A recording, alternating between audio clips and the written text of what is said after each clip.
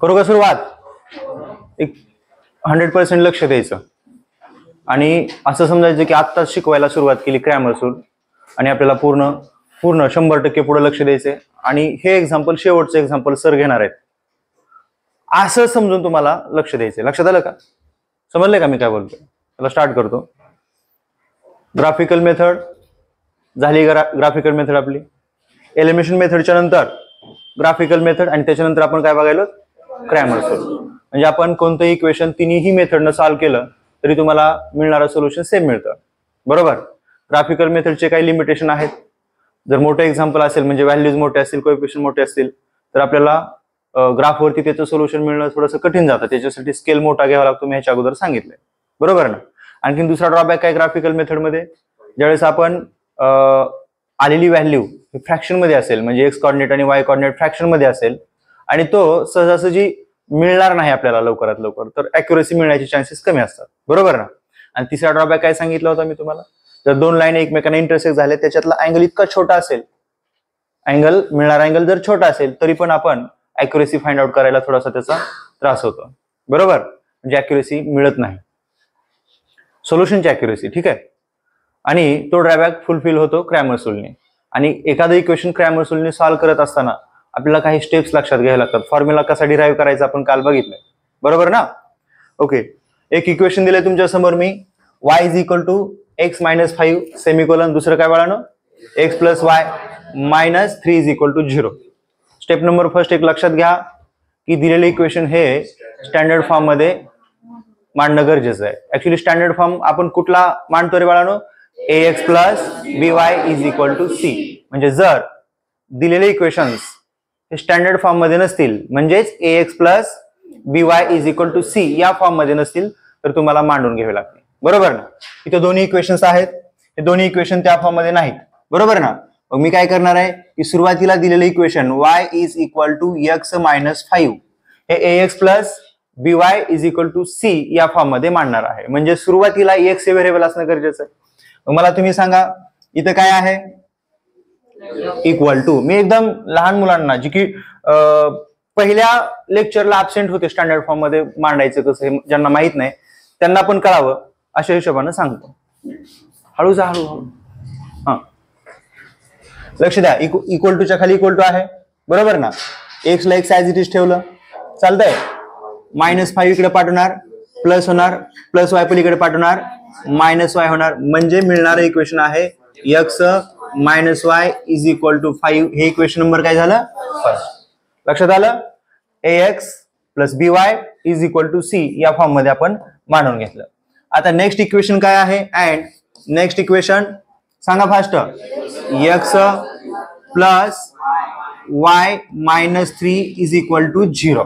बघा इकडं ax plus by plus c is equal to 0 या फॉर्म मध्ये आहे. आपल्याला प्लस c म्हणजे ऍक्च्युली कॉन्स्टंट टर्म पलीकडे ट्रान्सफर करायचे. बरोबर? पलीकडे म्हणजे कुठं? बरोबर चिन्हाच्या राईट साईडला. तर इथं मायनस 3 पलीकडे ट्रान्सफर केलं काय झालं? प्लस 3 झालं. इकडे काय असेल? x plus y is equal to 3. हे इक्वेशन नंबर काय भेटलं? सेकंड. म्हणजे जर दिलेले इक्वेशन्स हे स्टँडर्ड फॉर्म मध्ये नसतील तरी मांडून घ्या. घेतलं मांडून? Next equation next step. Next step काय? आपल्याला एबीसीच्या व्हॅल्यूज फाइंड आउट करायच्या असतात. बरोबर ना? इक्वेशन फर्स्ट मध्ये ए ची व्हॅल्यू काय आहे, बी ची व्हॅल्यू काय आहे, सी ची व्हॅल्यू काय हे शोधावं लागेल. त्याच्यासाठी त्याचं कंपॅरिझन आपण कुठल्या फॉर्म मध्ये करणार आहे? a1x plus b1y is equal to c1. मग आपण लिहून घेऊ की आपल्याला काय करायचं. ऍक्च्युली ह्याची गरज नाही पण आपण काय करणार आहे सुरुवातीला आपल्याला ही प्रॅक्टिसचे दिवस आहेत ना, आज प्रॅक्टिस करायचे. चला सांगा काय करता येईल रे? Compare above equations. बरोबर ना? कशासोबत? विथ सांगा fast. a1x plus b1y is equal to c1 and next कुठलं रे बाळानो? a2x plus b2y is equal to c2. जर याची तुलना आपण दिलेल्या फॉर्म मध्ये केली तर आपल्याला a1 b1 c1 a2 b2 c2 च्या व्हॅल्यूज मिळतात. आता नीट लक्ष द्या. a1 b1 c1 म्हणजे काय? इक्वेशन फर्स्ट मधील x चा कोएफिशियंट म्हणजे a1 ची व्हॅल्यू. बरोबर ना? इक्वेशन सेकंड मधील वायचा कोएफिशियंट म्हणजे B1 ची व्हॅल्यू, आणि इक्वेशन फर्स्ट मधील कॉन्स्टंट टर्म म्हणजे कशाची व्हॅल्यू असेल C1. म्हणून मी काय करतो इकडे लिहितो बघा. इक्वेशन फर्स्ट कुठला आहे रे, x - y = 5. याच्यामध्ये x चा कोएफिशियंट काय दिसत नाही म्हणजे काय असेल 1. ती कशाची व्हॅल्यू असेल, वी गेट a1 = काय नाही म्हणजे काय आहे इथं 1. B1 ची व्हॅल्यू काय असते, y चा कोएफिशियंट, त्याचं साइन इम्पॉर्टंट आहे, इथं 1 आहे परंतु साइन कुठला आहे -1. आणि तुमच्याकडं कॉन्स्टंट टर्म जी आहे C1 ती कुठली आहे 5. हे तुम्हाला A1 B1 C1 च्या व्हॅल्यूज भेटल्या, बरोबर ना. आणि A2 B2 C2 च्या व्हॅल्यूज म्हणजे काय असतील इक्वेशन सेकंड मधील A B and C, बरोबर ना. चला सांगा फास्ट. A2 = 1, B2 = +1 आणि C2 = 3. हे तुम्हाला A1 B1 C1 A2 B2 C2 च्या व्हॅल्यूज भेटल्या. समजले इथपर्यंत. चला स्टेप नंबर फर्स्ट, दिलेले इक्वेशन्स स्टँडर्ड फॉर्म मध्ये मांडणे. स्टेप नंबर सेकंड, कंपॅरिझन करून ABC च्या व्हॅल्यूज फाइंड आउट करणे. जरी तुम्ही हे कंपॅरिझन नाही लिहिलं तरी चालेल बरं का, पण आपल्याला प्रॅक्टिस करायची आहे. Next step number third, determinant find out करणे. डिटर्मिनंट फाइंड आउट करणे म्हणजे D ची व्हॅल्यू फाइंड आउट करणे. नेक्स्ट dx आणि नंतर dy. मग आपण सुरुवातीला जर D ची व्हॅल्यू फाइंड आउट करणार असेल तर तुम्ही सांगा मला नाव. D = what? तुम्हाला माहित आहे D म्हणजे काय 12, बरोबर ना. 12 म्हणजेच काय 1 2, 1 म्हणजेच काय A1, 2 म्हणजे B1, बरोबर ना. A1 B1 A2 B2, किंवा मी सांगितलं होतं AB CB AC. AB म्हणजे A1 B1 A2 B2. कुठल्याही पद्धतीने लक्षात ठेवा. चला सांगा इथं फॉर्म्युला लिहू का नको, लिहितो सुरुवातीला. इकडे काय असेल A1, इकडं B1, इकडं A2 B2. हे D चा फॉर्म्युला झाला. म्हणजे आपण काय करणार आहेत आता कोएफिशियंट ठेवणार आहेत. बघा इकडं इक्वल टू ला इक्वल टू घेऊ ॲज इट इज. हा A1 ची व्हॅल्यू काय आहे 1, पुढं B1 ची व्हॅल्यू काय आहे -1. नेक्स्ट A2 ची व्हॅल्यू काय आहे परत 1 आली, आणि B2 ची व्हॅल्यू काय आहे 1. आता इथं मला काय करावं लागेल रे, क्रॉस मल्टिप्लिकेशन करावं लागेल. काय करावं लागेल, चला इथंच घेतो. चला फास्ट 1 × 1, एक स्टेप एक्स्ट्रा घेऊ का, क्रॉस मल्टिप्लिकेशन. डिटर्मिनंटची व्हॅल्यू फाइंड आउट करायला शिकलो, क्रॉस मल्टिप्लिकेशन मी म्हणतो की स्टेप आपण कमी करू, चालतंय. 1 × 1 काय होतं रे 1, हे ब्रॅकेट मध्ये आहे, मायनस 1 × 1 1 राहील, परंतु इथलं साइन काय असेल -1. आता 1 मायनस मायनस प्लस, म्हणजे थोडक्यात इथं व्हॅल्यू आली D ची किती 2. समजला असेल, समजला असेल. नेक्स्ट आपल्याला काय करायचंय, D ची व्हॅल्यू फाइंड आउट केली. आता आपण काय करू, determinant of x find out करू. चला 12 32, 32 म्हणजे काय 3 आणि 2, बरोबर ना. 3 म्हणजे C, 2 म्हणजे B, किंवा AB CB. CB म्हणजेच काय रे बाळांनो C1 B1 C2 B2. ही व्हॅल्यू आपल्याला भेटली. आता काय करणार आहेत, व्हॅल्यूज ठेवणार आहेत. C1 म्हणजे काय आहे 5, B1 म्हणजे काय आहे -1. चला C2 म्हणजे 3 आणि B2 म्हणजे 1. मग अशीच्या सारखी स्टेप एक कमी करतो. 5 1 जा 5 मायनस 3 1 जा 3, परंतु कसलं 3 -3. 5 मायनस मायनस प्लस 3, 5 + 3 8. कशाची व्हॅल्यू आहे, डिटर्मिनंट ऑफ x dx ची व्हॅल्यू आहे, बरोबर ना रे. आता आपल्याकडं सॉरी आपल्याकडं नेक्स्ट व्हॅल्यू पाहिजे आपल्याला dy ची. dy मीन्स काय, determinant of y is equal to 12 32 13. 13 म्हणजे 1 आणि 3, 1 म्हणजे A, 3 म्हणजे C, किंवा AB CB AC, A1 C1 A2 C2.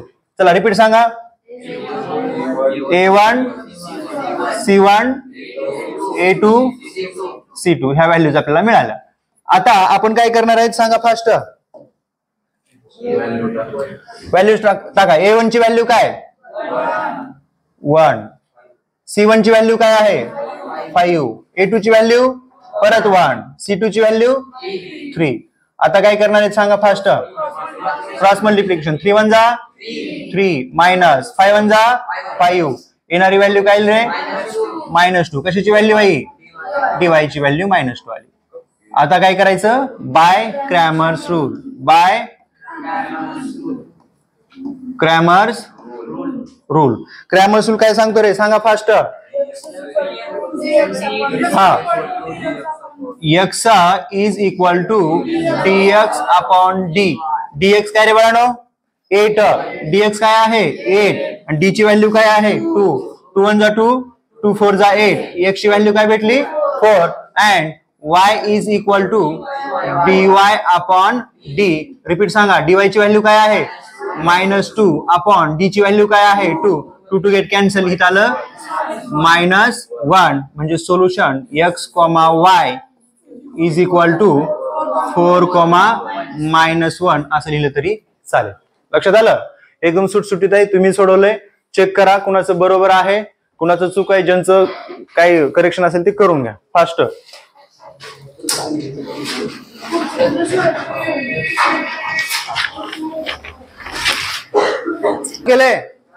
केले का सॉल्व हे. चला काय आलं मला सांगा फास्ट मध्ये. 4 आणि 5 डिरेक्टली आन्सर नका सांगू. स्टार्ट. कसं सोडवायचं. सुरुवातीला काय दिलंय 5x is equal to standard form मध्ये आहे का. काय करावं लागेल रे सांगा. ओ तनमोर लक्ष द्या की. वर बघा इथं काय आहे 5x प्लस 4y. इकडे पाठवतो काय होईल रे -4y. राईट साइडला काय असेल 0. इक्वेशन नंबर ऍक्च्युली इक्वेशन द्यायची सुद्धा गरज नाही. थांबा राहू दे इथंच. नेक्स्ट इकडे काय असेल अँड फास्ट सांगा 3x plus y -17 is equal to 0. बरोबर. तुला लिहून देऊ का कन्नड मध्ये.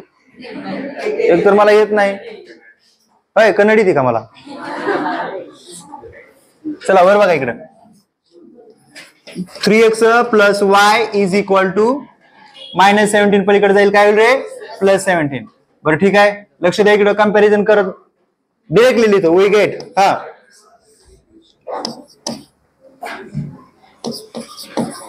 हिअर सांगा a1 ची व्हॅल्यू फास्ट इक्वेशन फर्स्ट. ठीक आहे इक्वेशन फर्स्ट आणि इक्वेशन सेकंड. हा इक्वेशन फर्स्ट मध्ये x चा कोएफिशियंट किती आहे 5.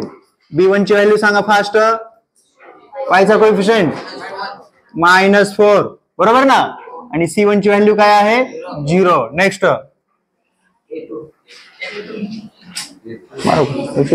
इकडे सांगा a2 is equal to 3, b2 is equal to कसलं 1 +1 and c2 is equal to 17. a1 b1 c1 च्या व्हॅल्यूज भेटला. बराचसा स्पेस कमी केला बरोबर ना. काय केलं आपण इथं सांगा. आपण कंपॅरिझन केलं बरोबर ना. कंपॅरिझन केलं कशासोबत a1x plus b1y is equal to c1 and a2x plus b2y is equal to c2. तुमच्या बुक मध्ये असंच आहे बघा डिरेक्टली आहे का नाही. म्हणजे कंपॅरिझन वगैरे काय नाही. चला असू द्या. काय करता येईल आता आपल्याला d is equal to a1 b1 a2 b2. Repeat सांगा a1 b1 a2 b2. चला a1 ची व्हॅल्यू फास्ट सांगा 5, b1 ची व्हॅल्यू -4 बरोबर ना. a2 ची व्हॅल्यू 3, b2 ची व्हॅल्यू 1. आता काय कमी केलं याच्यामध्ये फॉर्म्युला कमी केला. काय कमी केलं फॉर्म्युला. सगळंच कमी करायला लिहायला कशाला म्हणावं. चला 5 1 जा 5 बरोबर -4 3 जा -12. 5 मायनस +12 किती आलं रे 17. कशाची व्हॅल्यू आहे d ची व्हॅल्यू. कशाची व्हॅल्यू आहे काय झालं वे इथं मायनस आणि मायनसचा मल्टिप्लिकेशन झाला. मायनस मायनस प्लस झाला. मोठी संख्या कुठली आहे 12. ते चिन्ह देऊ की आपण. नाही समजलं का नाही तुला. तुझं -5 -12 असं तर -17 असं घेतलं असतं. पण इथं काय +5 आणि +12 आहे. बरं ठीक आहे. तुझं म्हणणं आणखीन काय सर इथं 5 आहे इथं मायनस आहे इथं -12 आहे. इथं मल्टिप्लिकेशन कशाचा झाला मायनस मायनसचा झाला. मायनस मायनस काय होतंय प्लस होतंय.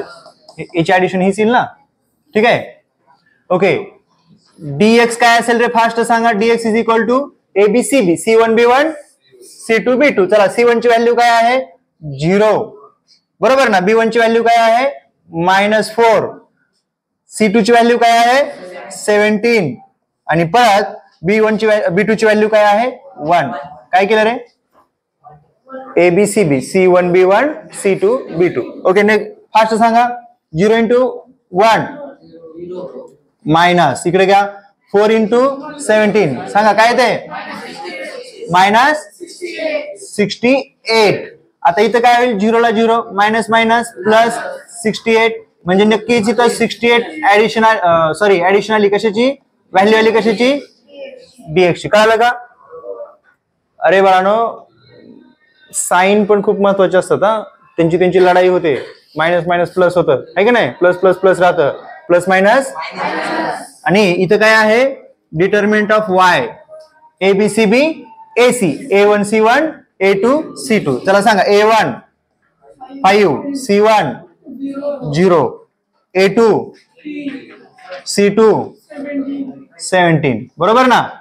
काय करता येईल 17 आणि 5 85 मायनस 30 0. व्हॅल्यू कशाची काढायची आपल्याला dy is equal to 85. नाव सांगा fast.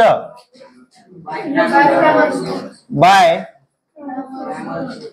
Cramer's rule x is equal to dx upon d. dx ची व्हॅल्यू काय आलेली होती रे 68, बरोबर ना. dx is equal to 68 upon d ची व्हॅल्यू काय 17. चला 17 1 17 4 आलं हा. y is equal to dy upon d. चला सांगा 85 upon 17 5, बरोबर ना. आता आपल्याला काय करायचंय therefore solution x is equal to 4 and y is equal to 5. बरोबर आहे का? बऱ्याच गोष्टी स्किप केले, काय फरक पडत नाही, लिहून घ्या. थोडस आता नेक्स्ट एक्झाम्पल आहे ना, आपण अशा पद्धतीने घेऊ, कंपॅरिझन वगैरे थोडस साईडला ठेवू. हा, पण कन्फ्युजन होऊ नये म्हणून इथं ABCB AC जे काय आहेत ना तुम्हाला लिहावं लागेल ना. या 15 एक्झाम्पल्स मध्ये काही एक्झाम्पल स्टँडर्ड फॉर्म मध्ये नाहीत, मग त्या अगोदर आपण मांडायला शिकू, ठीक आहे. ऍक्च्युली पहिल्या दिवशी जे ऍब्सेंट होते त्यांच्यासाठी मी रिपीट घेतोय हा पॉइंट. जर दिलेलं इक्वेशन स्टँडर्ड फॉर्म मध्ये नसेल तर कसं मांडून घ्यायचं हे आपण बघू. वरती लक्ष द्या सगळेच. नवीन पॉइंट सुरू झाला असं समजू नका, तोच पॉइंट आहे, फक्त की दिलेले इक्वेशन त्या फॉर्म मध्ये मांडून घ्यायचे ax plus by is equal to c आणि मग परत तुम्हाला क्रॅमर्सचा यूज करायचा आहे. वर बघा इकडं, इथं आहे 3 in bracket x plus y is equal to 9. बरोबर ना, बरोबर आहे का? काय एक्झाम्पल सांगितलं 3 in bracket x plus y is equal to 9. बऱ्यापैकी काही मुलं काय करतात बघा, 3 ने x ला मल्टिप्लाय करतात 3x होतं, बरोबर, प्लस 3 ने y ला मल्टिप्लाय करतात 3y इज इक्वल टू. आता इथं 3 आहे, इथं 3 आहे, इथं 9, म्हणजे नक्की त्याला 3 ने डिवाइड करू शकतो, बरोबर ना. म्हणजे जर आपण ह्या पूर्ण इक्वेशनला 3 ने डिवाइड केलं तर इथं x plus y is equal to 3, बरोबर ना. काय केलं डिवाइड बाय 3. पण डिरेक्टली मी इथं काय करतो x plus y is equal to 9 upon 3. 3 1 जा 3, 3 3 जा 9, इथं आलं x प्लस y. कसंही सॉल्व केलं तरी दोघांचा अर्थ काय होतो, मिनिंग काय होतो, सेम होतो. लक्षात आलं का? लक्षात आलं का? लिहून घ्या फास्ट. हा क्वेश्चन परत सोडवायचं सोपं जाईल. आणखीन लक्ष द्या, एकच मिनिट बाळानो. त्याचाच एक दुसरं इक्वेशन दिलेलं आहे 2 in bracket x minus 1 is equal to 5 minus y. थांबताय का? 2 ने x ला मल्टिप्लाय केलं 2x मायनस 2 1 जा 2 is equal to 5 minus y, बरोबर ना. इथं मी x या साईडला घेणार आहे, इथं मायनस y इकडे पाठवतो प्लस y होईल. इकडे काय आहे रे 5 आणि मायनस 2 पलीकडे पाठवलं प्लस 2 झालं. म्हणजे त्याच्या सोबत दिलेलं जे काही इक्वेशन आहे 2x plus y is equal to is equal to 7 या फॉर्म मध्ये आलं. नीट लक्ष द्या, जर तुम्हाला हे दोन इक्वेशन सोडवा म्हणून दिले असतील, हे आणि हे, तर हे स्टँडर्ड फॉर्म मध्ये नव्हते, बरोबर ना. मग आपण स्टँडर्ड फॉर्म मध्ये मांडून घेतले. आता तुम्ही क्रॅमर्स रूलचा यूज करून सॉल्व्ह करू शकता, बरोबर. हे लिहून घ्या फास्ट. वरचा क्वेश्चन लिहा आणि त्याच्या खाली हे ह्या दोन्हीपैकी कुठलेही एक लिहून घ्या. जास्त काय म्हणजे दोन्ही लिहून घ्यायची गरज नाही. बघा लक्ष द्या इकडं. नेक्स्ट आहे y is equal to 13 in bracket 3 minus x upon 2. बघा रे, लक्ष द्या. काय करायचं आपल्याला, स्टँडर्ड फॉर्म मध्ये मांडायचं, बरोबर ना. इथं काय करणार आहे, तिकडं 2 इकडे येईल, इंटू y होईल. 13 इंटू 3 39 मायनस 13 इंटू x, सांगा रे फास्ट. हे मायनस 13 इकडे येईल, काय होईल, प्लस 13x. इथं plus 2y is equal to 39. इथं जर 26 असतं तर आपण 30 ने डिवाइड केलं असतं, बरोबर ना. पण आपला इथं भाग जात नाही, त्याच्यामुळे ऍज इट इज ठेवलं. लिहून घ्या फास्ट.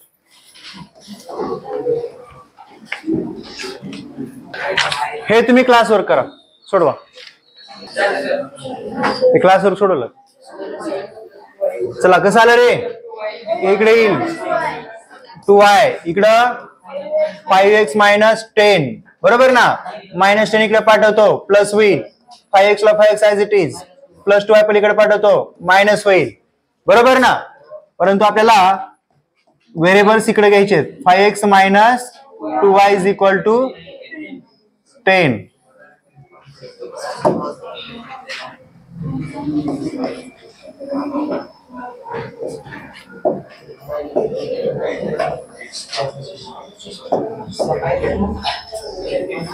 आणि एक सोडवा.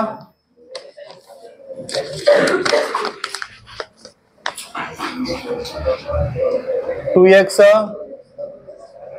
Is equal to 3 in bracket y plus 5. हे सोडवा. चला झालं. बघा चेक करा, इथं काय आहे, 2x.